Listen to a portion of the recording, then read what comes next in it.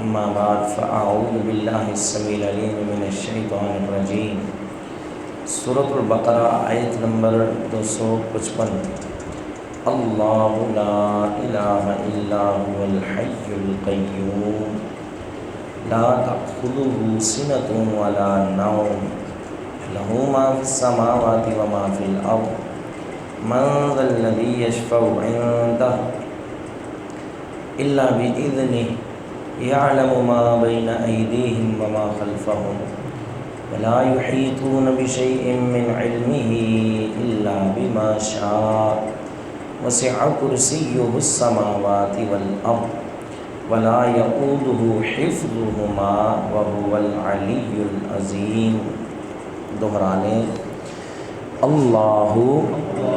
اللہ تعالی لا الہ کوئی معبود برحق نہیں الا ہو مگر وہی ہے، الحی القیوم وہ زندہ و قیوم ہے، لا تأخذہ نہیں پکڑتی اس کو سنۃ اونگ ولا نوم اور نہ ہی نیند، لہو اسی کے لیے ہے، ما فی السماوات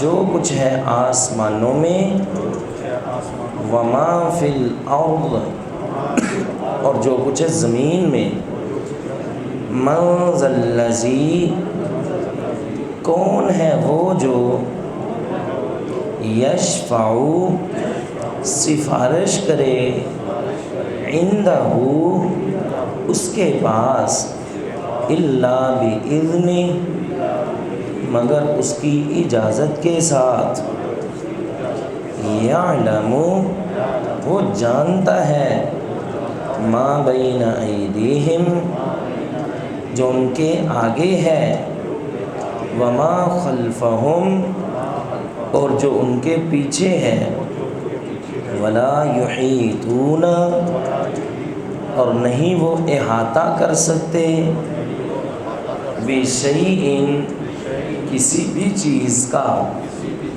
من علمہ اس کے علم میں سے، الا مگر بما شاء جو وہ چاہے، وسع وسیع ہے، کرسیہ اس کی کرسی، السماوات آسمانوں سے، والارض اور زمین سے، ولا یؤودہ اور نہیں اس کو تھکاتی، حفظہما ان دونوں کی حفاظت، وہو العلی العظیم اور وہ بہت ہی بلند بہت ہی عظمت والا ہے۔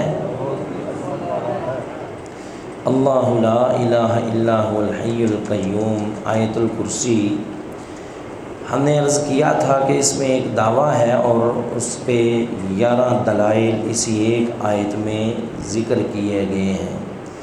وہ دعویٰ ہے توحید پر کہ اللہ کے سوا کوئی بھی معبود برحق نہیں، جس کی پہلی دلیل تو یہ ہے کہ وہ الحی ہے، زندہ ہے، ہمیشہ سے اور ہمیشہ رہے گا۔ اب کوئی بھی شے جو ہے وہ نہ ہمیشہ سے ہے اور نہ ہی ہمیشہ سے رہے گی۔ دوسری دلیل اس کے معبود برحق ہونے پر کہ وہ قیوم ہے، ہر چیز کا قیام اسی کی وجہ سے ہے، جبکہ یہ صفت بھی دنیا کائنات کی کسی اور چیز میں موجود نہیں۔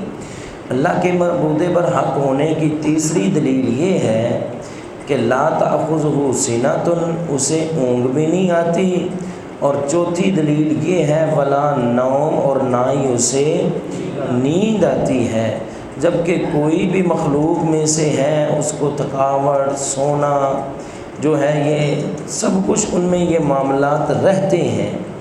پھر پانچویں دلیل فرمایا لہو ما فی السماوات و ما فی الارض، اسی کے لیے ہے جو کچھ ہے آسمانوں میں اور جو کچھ آسمانوں میں ہے اور جو کچھ ہے زمین میں، یہ بھی اسی کے لیے ہے۔ مطلب کہ دنیا میں، زمین میں، آسمانوں میں ایک ذرہ بھی ایسا نہیں جو کسی اور کی ملکیت ہو، ایک ذرہ بھی ایسا نہیں جس کا خالق کوئی اور ہو، بلکہ ہر چیز اسی کی ہے، اس کے سوا کسی کی نہیں ہے۔ حتیٰ کہ بڑے بڑے بزرگ، بڑے بڑے ولی، وہ بھی یہ بات لکھ گئے کہ ہم تو ایک چنے کے اوپر جو چھلکا ہے اس کے بھی مالک نہیں ہے۔ کیسے ہو سکتی ہے؟ سب کچھ ہے اللہ کا، اور اگر کوئی دعویٰ کرتا ہے تو وہ بہت ہی کمزور ہے، وہ مکڑی کے جالے کی طرح ہے۔ فرمایا یا ایھا الناس ضرب مثل فاستمعوا لہ، اے لوگو تمہارے لیے ایک مثال بیان کی ہے، کان کھول کے سن لو۔ ان الذین تدعون من دون اللہ لن یخلقوا ذبابا، بے شک اللہ کو چھوڑ کے جس کی تم عبادت کرتے ہو نا، وہ ایک مکھی بھی پیدا کر سکتے نہیں۔ یہاں پہ کہتے ہیں کہ فلاں دربار پہ چلے جائیں آپ کو بیٹا ملے گا، بڑی بڑی باتیں مشہور ہیں جی۔ وہاں سے جناب وہ پتا گرے تو بیٹی ہوگی، بیر گرا تو بیٹا ہوگا۔ بہرحال بڑی عجیب عجیب جو ہے ان لوگوں نے باتیں مشہور کر رکھی ہیں۔ تم بیٹے کی بات کرتے ہو، فرمایا کہ لن یخلقوا ذبابا، یہ ایک چھوٹا سا کیڑا، ایک مکھی بھی جو ہے وہ پیدا نہیں کر سکتے۔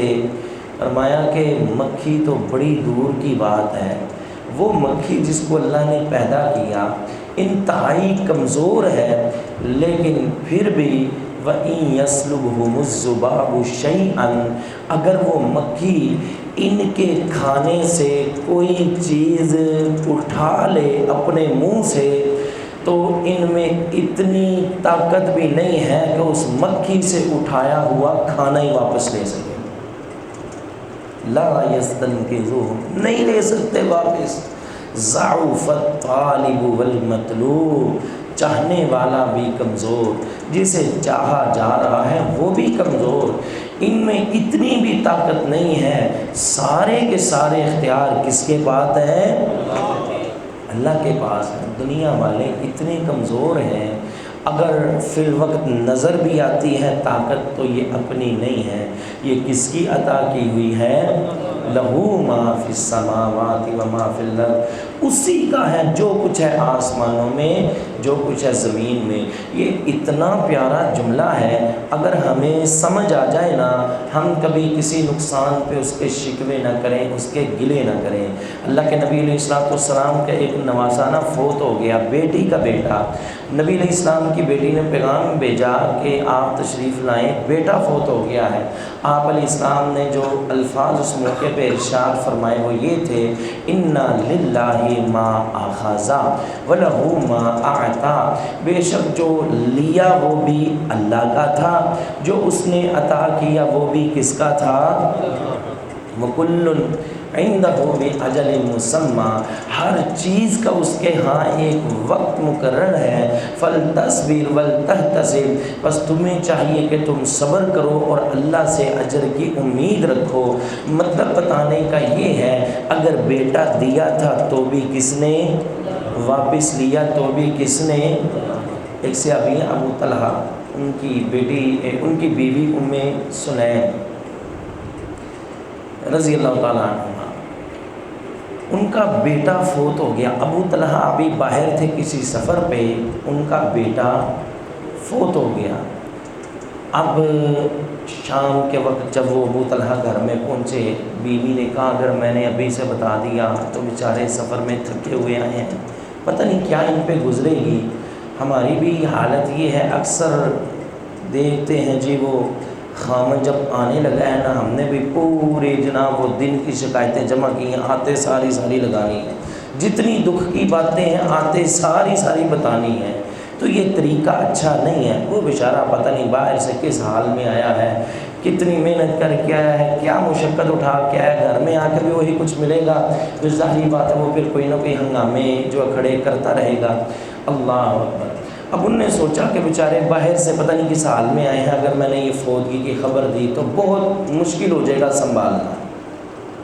انہوں نے کھانا تیار کیا، اپنا جو تھا لباس بہترین پہنا، ابو طلحہ آئے، ان کے ساتھ جو ہے ہم بستری بھی کی، کھانا بھی کھلایا۔ اب باتیں کر رہے ہیں رات کو، ان باتوں میں جو مین بات تھی جس کا ہمارے موضوع سے تعلق ہے وہ یہ ہے کہ کہنے لگے یہ بتائیں اگر کوئی قوم آپ کو کوئی امانت دے دے آپ کیا کریں گے؟ کہا جی میں اس کی حفاظت کروں گا۔ اچھا تو وہی کل کو آپ سے اپنی امانت واپس مانگ لے؟ کہا جی میں واپس کر دوں گا۔ کہا دیکھنے واپس کریں گے آپ کو کوئی دکھ تو نہیں ہوگا، آپ کو کوئی پریشانی تو نہیں ہوگی؟ کہا پریشانی کیوں، چیز ہی اس کی ہے، اس کو واپس کرنی ہے، تو پھر میں کیسے دکھ کر سکتا ہوں؟ اگر کروں بھی تو فائدہ کیا، چیز تو واپس کرنی ہے۔ پھر کہنے لگے کہ ہمارا جو بیٹا اللہ نے ہمیں جو عطا کیا تھا وہ واپس بلا لیا ہے، آپ اب صبر کریں اور اس پہ اللہ تعالیٰ سے اجر کی امید رکھیں۔ اللہ اکبر۔ آپ اندازہ لگائیں کہ ان لوگوں کا کس قدر یقین تھا اللہ تعالیٰ پر کہ یہ بیٹا عطا کیا تو کس نے، واپس لے لیا تو کس نے، اس نے، لہذا ہم شکوے نہیں کریں گے، گلے نہیں کریں گے۔ کیوں؟ لہو ما فی السماوات و ما فی الارض، اسی کا ہے جو کچھ ہے آسمانوں میں اور جو کچھ ہے زمین میں، سب کا سب اسی کا ہے، ہمارا اس پہ کوئی اختیار نہیں ہے۔ وقتی طور پہ اگر اس نے کچھ عطا کیا تو اس کی مہربانی ہے، بلکہ ایک حدیث میں ہے، بلکہ اللہ تعالیٰ کا فرمان ہے قرآن مجید میں وَآتُوهُم مِّن مَّالِ اللَّهِ الَّذِي آتَاكُمْ، فرمایا تم خرچ کرو، کس مال سے؟ اس مال سے جو اللہ نے تمہیں عطا کیا، تم آگے عطا کرو، تم آگے دو، مطلب ہمارا کچھ بھی نہیں ہے، سب کچھ دیا ہوا ہے تو کس کا؟ اللہ کا۔ تو یہ بہت ہی زبردست عقیدہ ہے اگر ہمیں یہ آیت الکرسی سمجھ آ جائے، لہو ما فی السماوات و ما فی الارض، اس کا یہ ترجمہ نہیں ہے کہ اس کا ہے جو کچھ آسمانوں میں اور زمین میں، یہ نہیں، بلکہ اس ہی کا ہے، کسی اور کی بیچ میں شراکت نہیں ہے۔ کہتے ہیں جی اولادیں فلاں دیتا ہے، بارشیں فلاں دیتا ہے، ہوائیں فلاں چلاتا ہے، سب جھوٹ ہے، کسی کے اختیار میں کچھ بھی نہیں ہے۔ من ذا الذی، کتنے دلائل ہو گئے؟ ہاں جی 5۔ نمبر 6، من ذا الذی، کون ہے وہ جو یشفع عندہ، اس کے پاس سفارش کرے، الا باذنہ، مگر اس کے اذن کے ساتھ، اس کی اجازت کے ساتھ۔ یہ کتنویں دلیل ہے اس کے معبود برحق ہونے کی؟ 6ویں دلیل ہے۔ مشرکین کا یہ عقیدہ تھا کہ یہ جن کی ہم عبادت کرتے ہیں، ہؤلاء شفعاؤنا عند اللہ، یہ سارے اللہ کے ہاں ہماری سفارش کریں گے، ہم جو مرضی کرتے پھریں۔ عیسائیوں کا بھی اس سے ملتا جلتا عقیدہ تھا کہ عیسیٰ علیہ السلام جو ہے وہ صلیب پہ چڑھ گئے، ہمارے لیے انہوں نے قربانی دے دی، لہذا اب وہی جو ہے قیامت کے دن ہماری سفارش کریں گے۔ تو یہ ان کا عقیدہ تھا۔ آج بھی ایسے لوگ ہیں جو کہتے ہیں بھئی جو مرضی کرتے پھرو، بس ہماری جیب گرم رکھنا، تم جو مرضی کرتے پھرو، نماز پڑھنی ہے پڑھو، نہیں پڑھنی نہ پڑھو، لیکن جو ہے ہم پہ تم نظر کرم رکھنا، قیامت کے دن ہم تم پہ نظر کرم رکھیں گے، ہم تمہاری سفارش کر لیں گے۔ بلکہ ایک پیر کے متعلق ہمیں پتہ چلا، تو کسی نے بتایا پیر صاحب نوجوان خواتین کو کہہ رہے ہیں تم مجھ سے پردہ کیوں کرتے ہو؟ تم مجھ سے پردہ کیوں کرتے ہو؟ میں تمہارا چہرہ ہی نہیں دیکھوں گا تو قیامت کے دن پہچانوں گا کیسے؟ قیامت کے دن پہچانوں گا نہیں تو تمہاری اللہ کے ہاں سفارش کیسے کروں گا؟ انا للہ و انا الیہ راجعون۔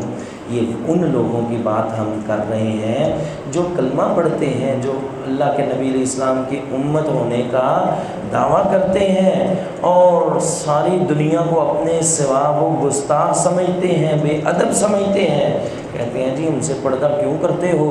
ہم اگر تمہیں دیکھیں گے نہیں تو قیامت کے دن تمہیں پہچان کے تمہاری سفارش کیسے کریں گے؟ تو یہ انہی والا عقیدہ ہے۔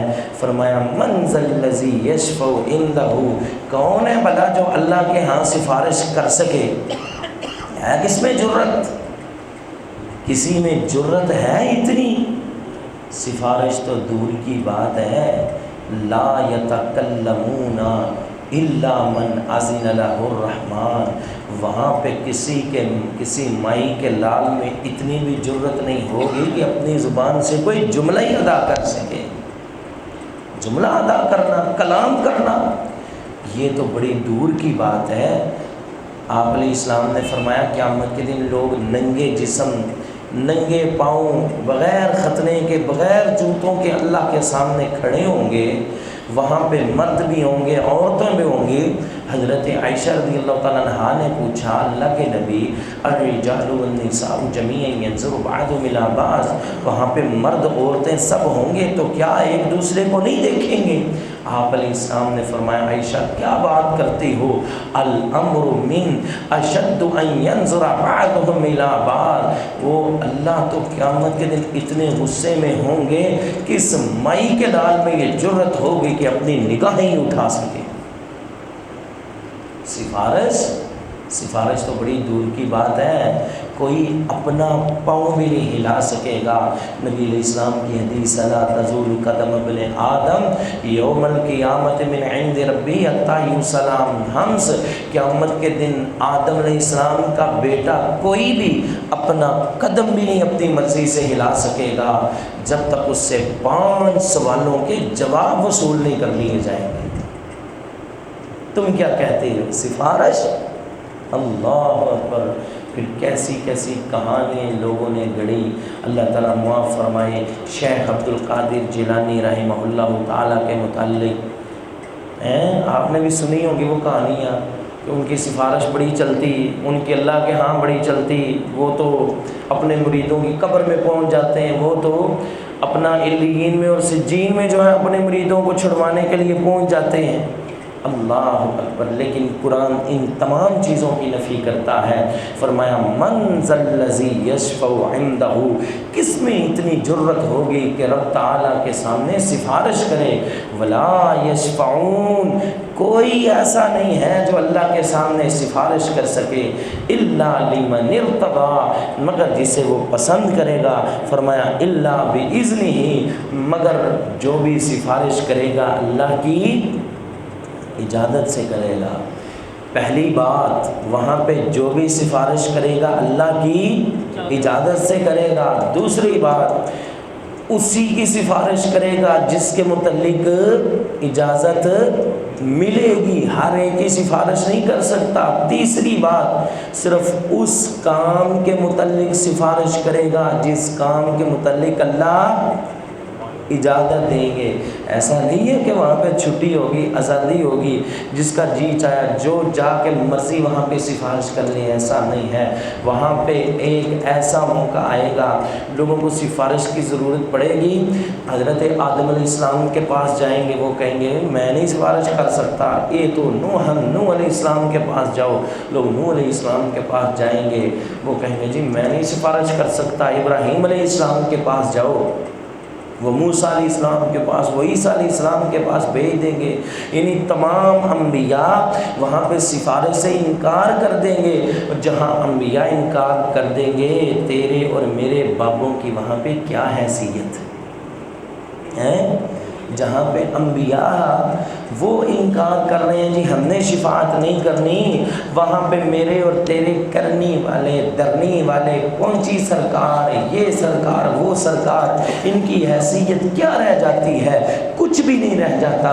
فرمایا کہ اگر تم نے سفارش کرمانی ہے نا، اے تو محمد صلی اللہ علیہ وسلم قد غفر اللہ ما تقدم من ذنبہ وما تأخر، سفارش کرنی ہے تو ہمارے بھی امام محمد رسول اللہ صلی اللہ علیہ وسلم کے پاس چلے جاؤ، آج وہی سفارش کریں گے، کیونکہ اللہ تعالیٰ نے ان کے اگلے پچھلے تمام ذنب جو ہیں وہ معاف کر دیے ہیں۔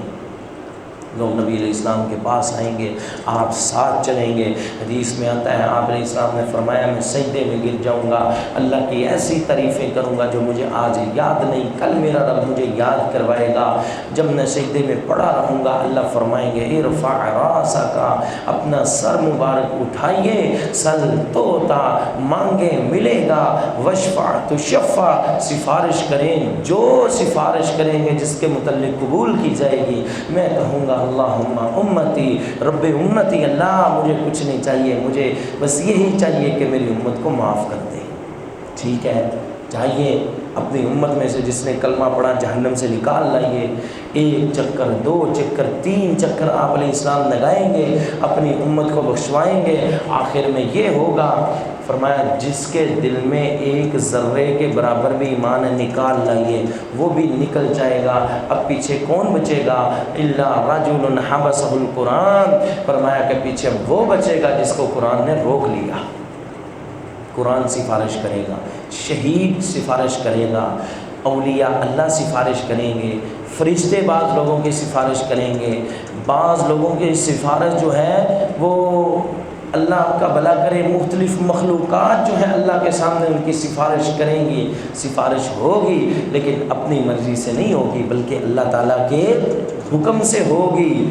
تو وہ اللہ اتنی طاقتوں کا مالک کہ اس کے سامنے کوئی زبان بھی نہیں ہلا سکتا، تو یہی اس کے معبود برحق ہونے کی دلیل ہے۔ کتنی دلائل ہو گئے؟ 6 دلائل ہو گئے۔ کوشش کریں گے باقی جو رہ گئے 5 انشاءاللہ کل کی نشست میں اس کی تکمیل کریں اور آیت الکرسی جو ہے وہ مکمل کریں۔ اللہ تعالی ہم سب کو عقیدہ توحید صحیح معنوں میں سمجھ کے پھر اس کے تقاضے پورے کرنے کی توفیق عطا فرمائے۔ وآخر دعوانا الحمدللہ رب العالمین۔